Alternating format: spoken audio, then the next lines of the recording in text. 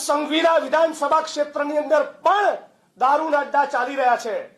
મેં અગાઉ પણ કહેલું, દ્વારકા, સોમનાથ, ખોડલધામ, ઉમિયાધામ, અંબાજી, વડતાલ, આખા ગુજરાતના હિન્દુ ભાઈ બહેનોની આસ્થાના પ્રતીક એવા મંદિરોની 2-3 કિલોમીટરની ત્રિજ્યામાં બેફામ નિર્લજ્જ બનીને બુટલેગરો દારૂના અડ્ડા ચલાવી રહ્યા છે અને ક્યાંક ક્યાંક ડ્રગ્સ પણ મળી રહ્યું છે।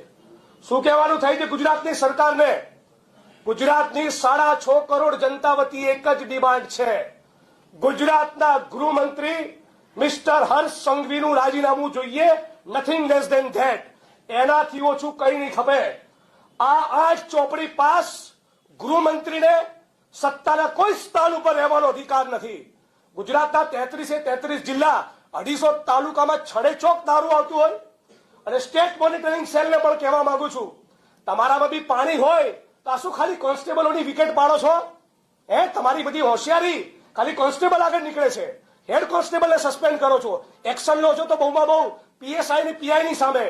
થરાદમાંથી, સાબરકાંઠામાંથી, બનાસકાંઠામાંથી, ભરૂચમાંથી નીકળેલો જે દારૂ, બનાસકાંઠા થરાદમાંથી નીકળેલો દારૂ જે પાટણ, મહેસાણા અને ગાંધીનગર થઈને અમદાવાદ, ખેડા અને બાલાસિનોર સુધી જાય છે, એના રસ્તામાં આવતા એલસીબી ના પોલીસ ઇન્સ્પેક્ટરો શું કરે છે?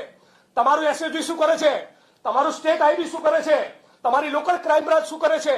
તમારું સેન્ટ્રલ આઈબી શું કરે છે? તમારું ગૃહ વિભાગ શું કરે છે? ત્યારે તમારું સ્ટેટ મોનિટરિંગ સેલ સવાલ કેમ નથી પૂછતું કે આમાં જિલ્લા પોલીસ વડાની શું ભૂમિકા છે? ટાર્ગેટ કરવા હોય જિગ્નેશભાઈને તો નાના પોલીસ કર્મચારીઓને હાથો બનાવો છો।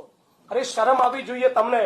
હેડક્વાર્ટરમાં રહેનારા પોલીસના નાના કર્મચારીઓના પરિવારોની કાન ઉપર બંદૂક મૂકી ટ્રાન્સફરની ધમકી આપી જિગ્નેશભાઈની સામે ઉશ્કેરો છો?